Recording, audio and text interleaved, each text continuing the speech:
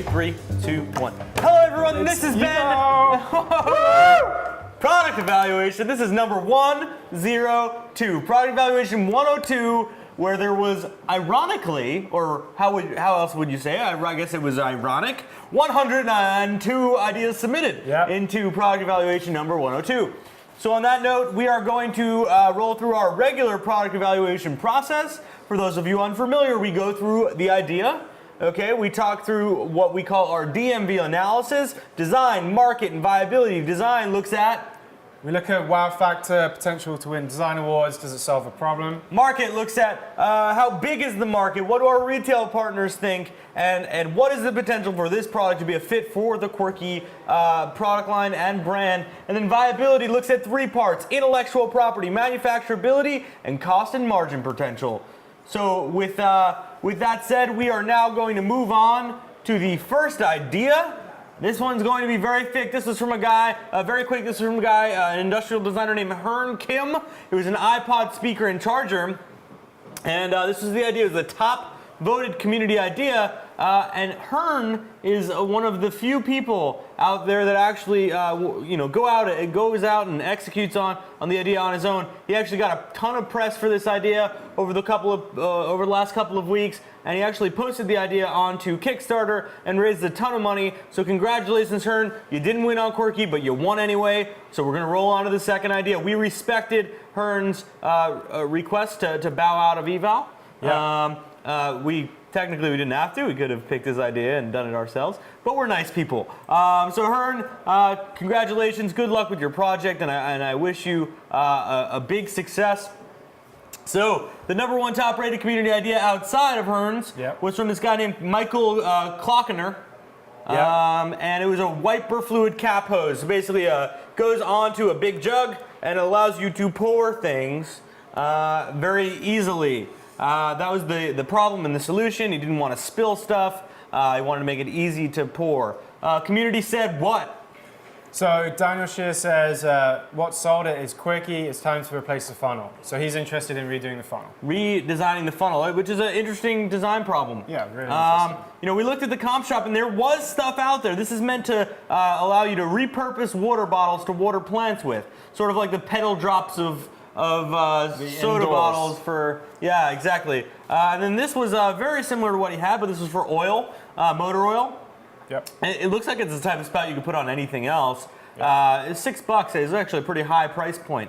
So with that in mind, we started and put it through D, M, and V. D said number 4. Yeah, we gave it a 4. Out of 10. This is out of 10. 4 out of 10.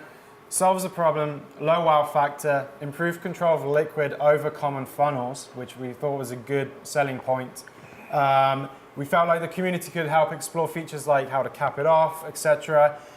Good for pouring any kind of liquid, but at the end of the day, we give it a 4. And again, the reason why, I mean, most of the things you just said were positive, but the big hit to it was a low wow factor and the comp shop. The comp shop, it already exists in a number of forms. Market gave it a 5, pretty middle of the road. They said that it does solve a problem. It would have to be universal and not just be for wiper blade fluid, but for anything. And it moderately fits our existing sales channel. So not too excited about it, but whatever. Viability, they gave it a 7. We could make it. We can make it on cost. The idea isn't new. The idea has been around for over 20 years, which means it's in the public domain, which means we're free to operate. That said, again, we just did not. We did not have the excitement. Yeah, we just did not have the excitement around this product to make the investment in bringing this product to life. So pre-staff total of a 44. Moving on to the next idea. This was an iPod iPhone glove control from Jason Wang. Yep, so the problem when you're using your iPod, iPhone in the cold, it's a hassle to remove your gloves, locate your device, and make adjustments. Solution, a wireless, contactless, magnetically triggered iPod control glove. Each finger corresponds to a different control. What does this finger correspond to? Just like, Pause? Pause and get out of my face. Okay, got it. It's design editorial, what did you think? We felt it was similar to our digits in some ways. Our digits is very simple. This is way more complicated.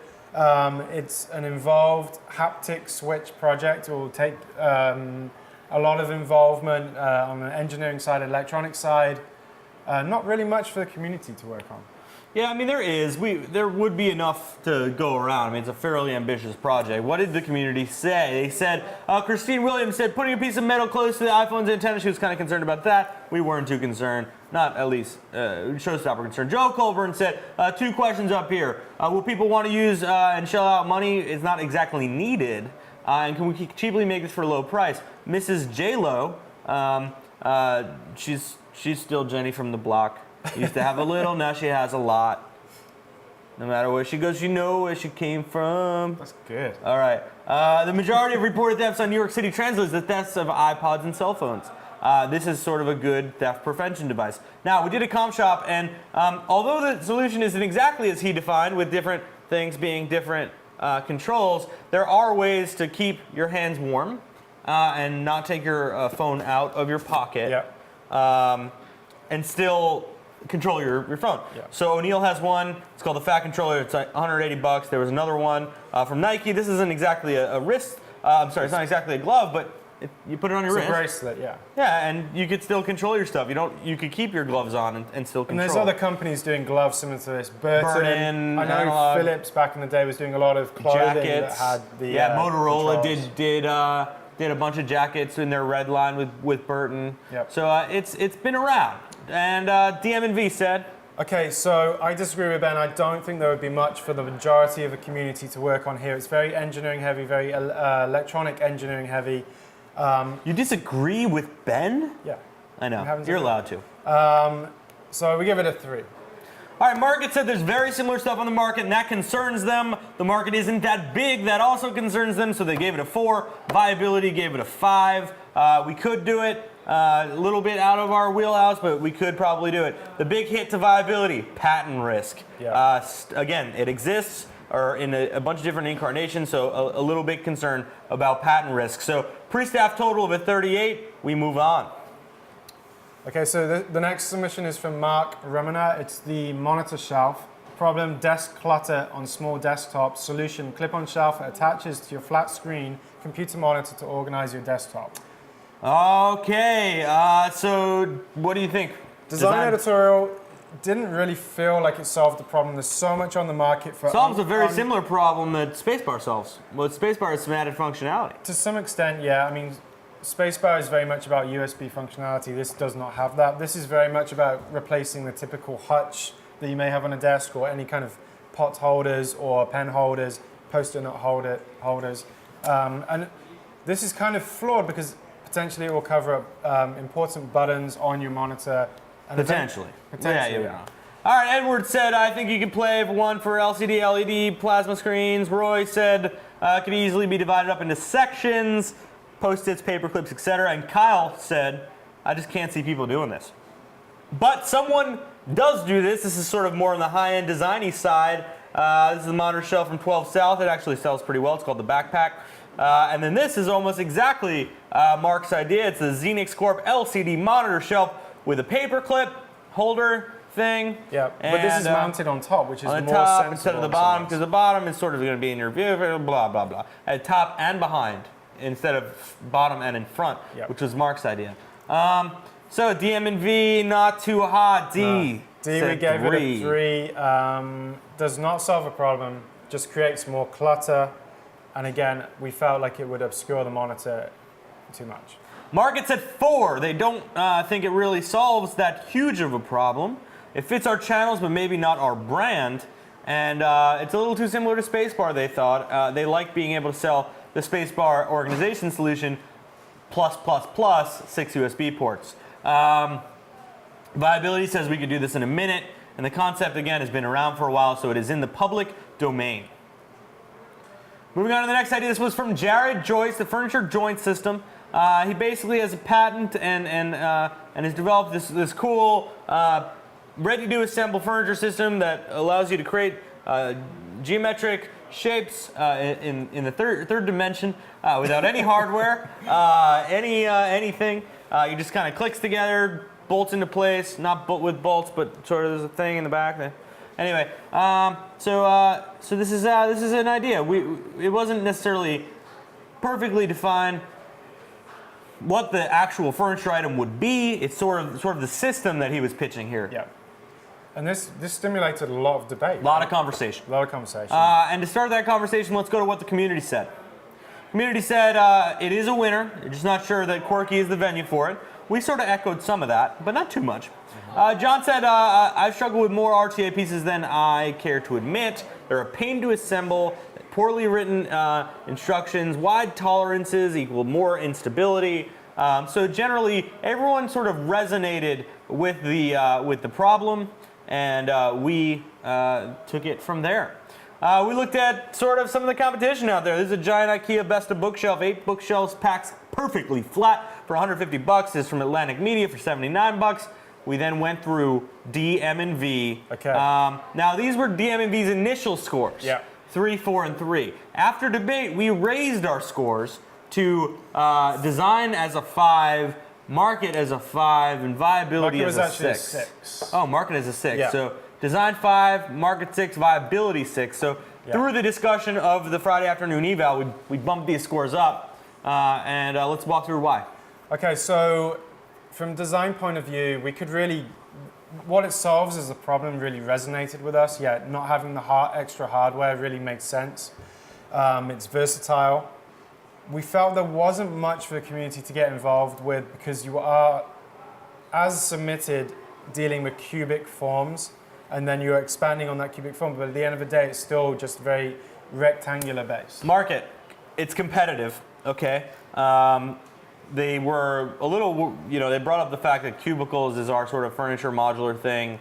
I said that it's very different. Cubicles was meant to be an additive thing. This is meant to be an easy to assemble thing. And it moderately fits our channels. We were worried about, is this going to be on the low end side, the high end side?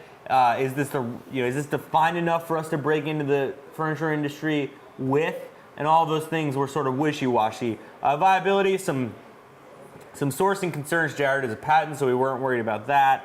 But it's a fairly crowded space. So from a margin feasibility standpoint, attached to manufacturability, there was a big debate. But again, through the conversation, we slowly got more and more comfortable. I think if we had the right marketing for this, it wouldn't come across as like IKEA-ish. On the more cheap and chintzy side, it would be more on the Muji side, like minimal and high end. So that's where we were. Moving on. All right, so this is the start of the wild cards, right? Mm-hmm. Dave Vaccaro, this is a multi-tool for women. Now, before I go too far in depth with this, we picked this as a wild card, and it was like a bunch of dudes picking it as a wild card, for the most part. And we put it through the proper DMV analysis, and then I'm just going to cut to the chase. We're not even going to go through everything. We spoke to every woman at Quirky, along with a few others that weren't at Quirky that happened to drop by our office today, and no women said they would ever use this in a million years. Yeah. So even though the dudes thought it was actually kind of cool, and Kate said that this is the kind of product that dudes think chicks would want, but chicks don't really want. So we moved on. The next idea was from Melinda Thompson. This was the iced tea utensil. When you try to make iced tea, the tea bags float to the top of the pitcher, and you can't make a full pitcher with existing tea strainers. Right. So this is, our thing here was we didn't really fully understand the problem. A lot of us here are avid tea drinkers, especially as British folk sitting next to me. And I drink a lot of tea as well. When you put a tea bag in the water, it doesn't matter if it's at the top of the water or the bottom of the water, it still brews. Yeah, I think, I mean, the design editorial on this is based off it being a tea utensil as opposed to an iced tea utensil. But that's not her idea.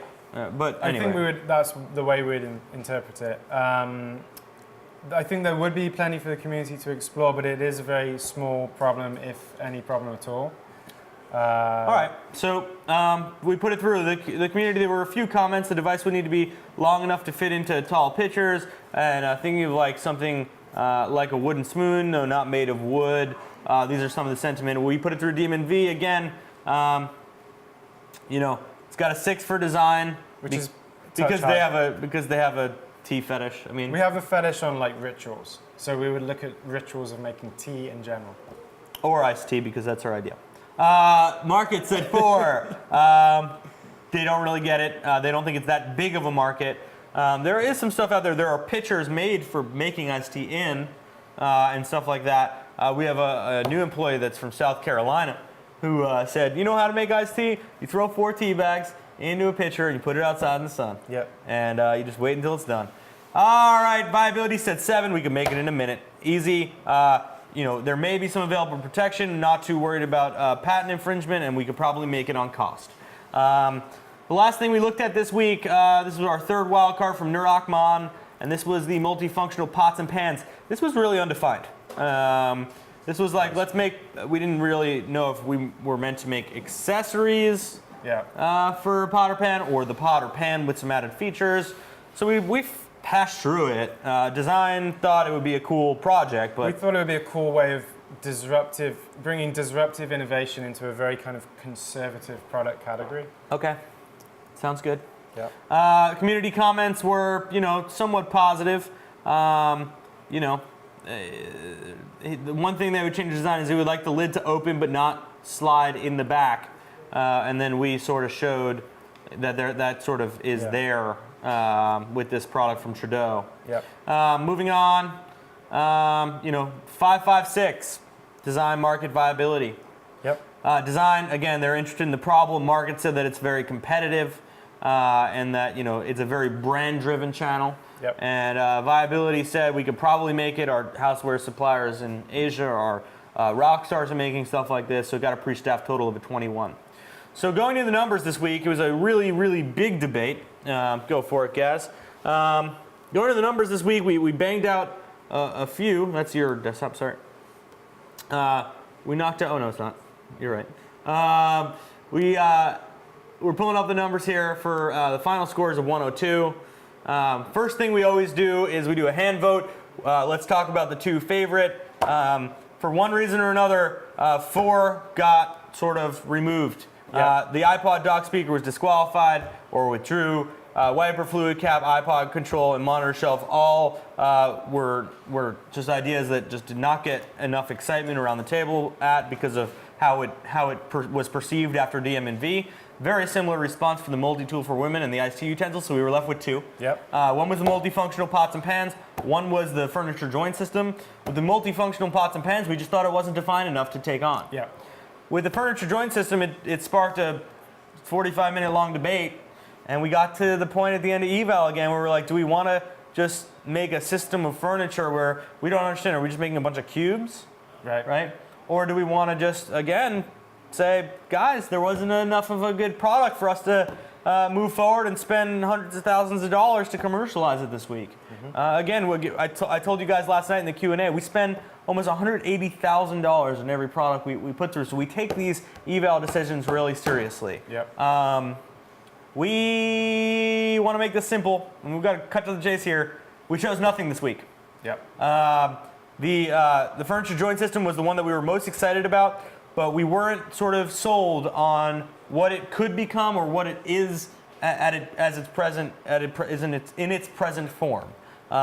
We think that Jared's solution is intriguing. Yep. We think that he's done a lot of work on it. We're proud of him, but we weren't yet ready to take the jump and make the product. So this is the first paid product evaluation that we are saying no to and saying thank you very much, but we're not doing this. You guys shouldn't be too concerned because we chose 5 ideas last week. But because this was a paid product evaluation, everyone's getting their $10 back.